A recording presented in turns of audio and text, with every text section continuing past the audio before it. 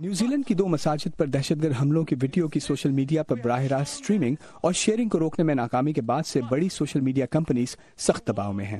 یہ دباؤ ان اداروں کی جانب سے نفرت انگیز مواد کو دکھانے اور اس کے پھیلاؤ کو روکنے کے لیے بہتر نظام کو وضع کرنے کے حوالے سے ہے۔ اگرچہ سلیکن ویلی ایک عرصے سے انتہا پسند مواد کی مؤثر روک تھام کے لیے ایسی مصنوعی ذہانت کی ٹیکنالوجی سامنے لانے کا وعدہ کرتی آئی ہے جو انسانی مدد کے بغیر کام کر سکے گی، اس وقت فیس بک کا فلٹرنگ سسٹم ٹیکنالوجی اور انسانی وسائل دونوں پر مشتمل ہے۔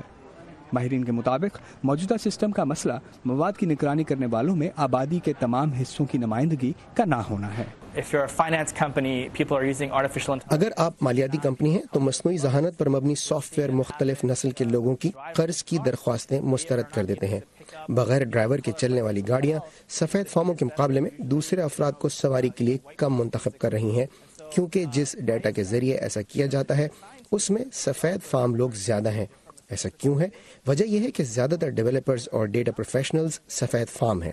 خرم زمان کے مطابق ان کی ریسرچ بتاتی ہے کہ سماجی رابطوں کی ویب سائٹیں ISIS جیسی دہشت گرد تنظیموں کا مواد بلاک کرنے میں تو خاصی مستعد ہیں، لیکن سفید فارم گروہوں کی جانب سے پرتشدد مواد کو بڑا مسئلہ نہیں سمجھا جاتا۔ ان کے پاس ہر قسم کے الگوریدم موجود ہیں جو خود بخود پرتشدد مواد کی نشاندہی کرتے ہیں، تو مسئلہ ٹیکنالوجی کا نہیں، ان کمپنیوں کے اندر کلچر کا ہے۔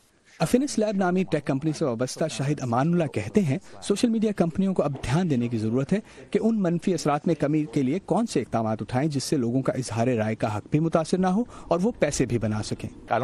میں اس حق میں نہیں ہوں کہ حکومت کو اس میں ملوث کیا جائے کہ وہ یہ طے کرے کہ نفرت انگیزی کیا ہوتی ہے۔ البتہ سوشل میڈیا کمپنیوں اور ان کے استعمال کرنے والوں کو متحرک ہونا پڑے گا، اور اگر وہ ایسا نہیں کریں گے تو یہ واقعات زور پکڑیں گے۔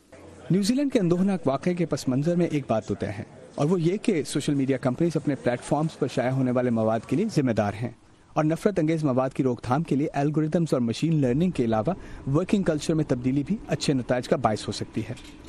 امان Azhar, voice of America, Washington.